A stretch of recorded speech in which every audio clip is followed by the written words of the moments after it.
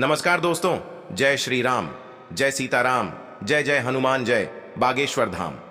सरकार, जो लोग भगवान के सामने बैठकर घंटों तक पूजन नहीं कर सकते, वह लोग भी एक दीपक तो जरूर जलाते ही हैं, लेकिन उसी समय हम एक ऐसी गलती कर देते हैं जिसका परिणाम हमें गरीबी, परेशानी, लड़ाई, झगड़े, कर्ज और बीमारियों से लड़ना पड़ता है।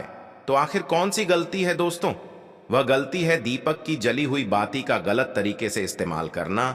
साथ ही भगवान पर हम फूल भी अर्पित करते हैं और मंदिरों से या फिर संत महात्माओं के पास जाने से भी कभी कभी हमें भगवान पर चढ़ी हुई फूल माला मिल ही जाती है। भगवान पर चढ़ी हुई इन फूल मालाओं के अपमान का भी हमें भयंकर परिणाम भुगतना पड़ सकता है। और ऐसा हम नहीं कह रहे हैं, ऐसा कहना है बागेश्वर धाम के बालाजी सरकार का। तो चलिए सुनते हैं। आखिर आरती के बाद बची हुई बाती और पूजा के फूलों का सही उपयोग कैसे करना चाहिए। बने रहिए वीडियो के अंत तक हमारे साथ। तो दोस्तों, आप हनुमान चालीसा का पाठ कीजिए, रामायण का पाठ कीजिए, भगवत गीता का पाठ कीजिए या फिर दुर्गा का पाठ कीजिए। इन सभी पूजा पाठ को करने से पहले सबसे पहला काम हम दीपक जलाने का ही करते हैं। हम भगवान के प्रति अपनी आस्था और अपने विश्वास को दीपक के जरिए ही भगवान तक पहुंचाते हैं। तो यदि लौ का जलना और बुझना और दीपक की लौ में फूल का बनना और दीपक में आधी जली बाती का बचना क्या संकेत देता है, इस बारे में हम आपको पहले बता चुके हैं। अब बात करते हैं दीपक की जली हुई बाती का हमें क्या करना चाहिए।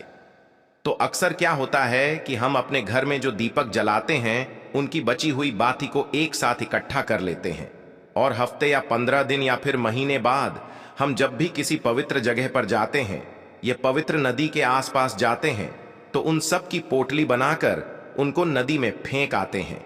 अगर आप इन्हें सम्मान के साथ प्रवाहित कर रहे हैं तो बात अलग है, लेकिन हम लोग जल्दबाजी में इन्हें फेंक देते हैं। फेंकना और प्रवाह करना दोनों अलग अलग बात होती है। तो पहले तो ये समझते हैं कि जो दीपक की बाती आती है ये कोई साधारण चीज नहीं है।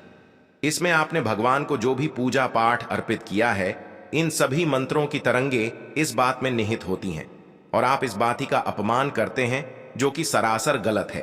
आप जली हुई इस बाती से वह चमत्कार कर सकते हैं जो आपकी सोई हुई किस्मत को जगा सकता है और आपकी बुरी से बुरी लकीरों को पवित्र कर सकता है। बस आपको सही तरीका अपनाना चाहिए। तो सुनिए गुरुजी आखिर कहते क्या है दोस्तों। गुरुजी का कहना है कि आपने दीपक को जलाने के बाद भगवान के सामने जितना भी मंत्र जाप किया है, जितनी भी पूजा अर्चना की है, सभी की शक्तियां इस दीपक के माध्यम से ही भगवान तक पहुंचती है। तो ये दीपक तो यकीनन बहुत ही ज्यादा शक्तिशाली हो चुका है। अब आपको करना क्या है कि आप अपने दीपकी की जली हुई बाती को इकट्ठा कीजिए। आप हफ्ते या 15 दिन की बाती एक साथ इकट्ठा कर सकते हैं। अब इन बाती को और जो धूप बत्ती हम जलाते हैं उनके भी नीचे जो बची हुई धूप बत्ती रह जाती है उसे भी एक साथ इकट्ठा कर लीजिए। अब इसे एक मिट्टी के स्कोरे में रखें और अब मिट्टी के स्कोरे में इस बाती के ऊपर आप थोड़ा सा धूप, थोड़ी सी हवन सामग्री, थोड़ा सा चंदन चूरा डालिए। इन सभी पर अब आपको थोड़ा सा कपूर और भी डालना है और माचिस से इन सभी को जला दीजिए। अब इसे जलाने के बाद जब ज्योत प्रज्वलित हो जाए तब इसे हाथ से बुझा दीजिए। ध्यान रखें कि आपको फूंक नहीं मारनी है। अब इसमें जो धुआं निकलने लगेगा, अब आप अपने किसी भी इष्ट देव के मंत्र का जाप करिए और इस धुएं को अपने घर के कोने कोने में प्रवाहित होने दीजिए। लेकिन आप मंत्र जाप करते रहे। आपको थोड़ी सी मेहनत जरूर करनी पड़ी, लेकिन यह आपके लिए बहुत ही कमाल की सिद्ध होगी। अब कोशिश कीजिए कि जब तक यह धुआं निकल रहा है तब तक आप इसके सामने बैठकर अपने इष्ट देव के मंत्र की माला का जाप करते रहे। आप चाहे तो पूरे घर में इस धुएं को दिखाने के बाद इसे तुलसी की क्यारी के पास रख सकते हैं। इससे क्या होगा कि आपके घर की नेगेटिव एनर्जी तो दूर हो ही जाएगी, लेकिन आपने जो मंत्र बोला है उससे यह राख सिद्ध हो जाएगी। अब आप इसे छानकर एक डिब्बे में भरकर रख लीजिए। हर रोज सुबह पूजा करने के बाद इस राख को आप अपने मां पर लगाइए। यह आपकी आने वाली मुसीबतों से रक्षा करेगी। चाहे तो इस भभूत से आप अपने घर के मुख्य द्वार के बाहर स्वस्तिक बना सकते हैं। ऐसा करने से आपके घर में बाहरी हवा प्रवेश नहीं कर पाएगी। आप ऐसा हर रोज कीजिए, आपको फर्क जरूर दिखाई देने लगेगा। अगर किसी को नजर लग जाए या फिर कोई बीमारी हो उस व्यक्ति के माथे पर आप इसको लगाइए, आपको चुटकियों में फर्क दिखाई देगा। इसके अलावा आप एक और काम कर सकते हैं कि आप इन सभी बाती को एक दीपक या फिर एक मिट्टी के बर्तन में इकट्ठा करें और उस पर थोड़ा सा कपूर डालकर उस पर अग्नि प्रज्वलित कर दीजिए। जब यह पूरी तरीके से जल जाए तो इसकी जो राख बचेगी उस राख में थोड़ा सा पानी मिलाकर और अपने घर के पौधों की क्यारी में डाल दीजिए। अगर आप इतनी मेहनत नहीं करना चाहते तो उसकी राख को घर के बाहर लगे हुए पौधों की मिट्टी में मिला दीजिए। आप चाहे तो तुलसी के पौधे की क्यारी में भी इस राख को डाल सकते हैं। इससे न केवल आप इन बतिया का अपमान होने से बचा पाएंगे बल्कि आपके घर की मिट्टी भी शुद्ध हो जाएगी।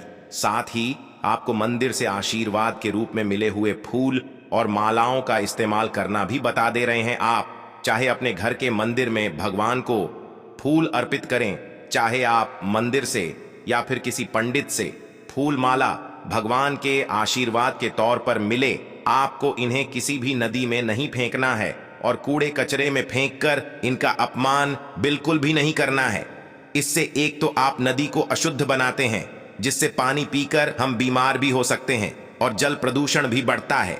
पानी में जब यह फूल माला बहुत लंबे समय तक पड़ा रहता है तो यह सब सड़ जाते हैं। अब आप गंगा नदी और यमुना जी के पानी को ही देख लीजिए। यह नदियां पवित्र नदियों में शामिल है, लेकिन आप इन नदियों का जल बिना प्यूरीफायर के नहीं पी सकते हैं। तो कचरा चाहे पूजा या धार्मिक जगह का ही क्यों ना हो, नदियों में फेंकना सरासर गलत है। और दूसरा, इससे भगवान के आशीर्वाद का अपमान भी होता है। तो आपको करना क्या है कि आप इन सभी फूलों को इकट्ठा करिए और इन्हें सुखा लीजिए। सुखाने के बाद आप इन्हें छोटे छोटे टुकड़ों में तोड़कर के इसमें आप छूरा, थोड़ा सा चंदन का पाउडर और थोड़ा नारियल का छिलका मिलाओ। इनको कढ़ाई में डालकर गैस पर हल्का हल्का भून लीजिए। अब ठंडा होने पर इसे मिक्सर में पीसकर इसका महीन पाउडर बना लीजिए। फिर आपको इस पाउडर को छानकर इसमें थोड़ा सा शहद, थोड़ा सा गौमूत्र और थोड़ा सा कपूर और लोबान मिलाएं। अब गुलाब जल की मदद से या फिर किसी की मदद से उसे आटे की तरह गूंथ लीजिए और अपनी इच्छा के हिसाब से इसकी छोटी छोटी बातें या फिर गोल गोल टिक्की बनाकर धूप में सुखा लीजिए। हर रोज अगर आप एक टिक्की को जलाकर उसका धुआं पूरे घर में दिखाते हैं तो इससे न केवल आपके घर का वातावरण शुद्ध होगा बल्कि इसकी महक से आपके घर में सकारात्मक ऊर्जा भी भर जाएगी और साथ में भगवान के फूलों का अपमान होने से भी बच जाएगा। लोबान और कपूर साथ में जलाने से घर में नजर दोष खत्म होता है और गोबर के उपले और गौमूत्र न केवल आपके वातावरण में मौजूद बैक्टीरिया को खत्म कर देते हैं बल्कि आपके घर की ऊर्जा को भी पवित्र कर देते हैं। आगे से कभी भी भूलकर भी दीपक की जली हुई बातें और भगवान पर चढ़े हुए फूल माला का अपमान न करें और गुरु जी के बताए हुए उपाय आप जरूर करिए, आपको लाभ जरूर मिलेगा। तो उम्मीद करते हैं दोस्तों गुरु जी की बताई हुई यह बातें आपको जरूर पसंद आई होगी। अगर आपको यह वीडियो अच्छी लगी हो तो वीडियो को लाइक जरूर कर दीजिएगा और कमेंट बॉक्स में जय श्री राम, जय बागेश्वर धाम सरकार, जय हनुमान जरूर लिखें और ज्यादा से ज्यादा शेयर करें।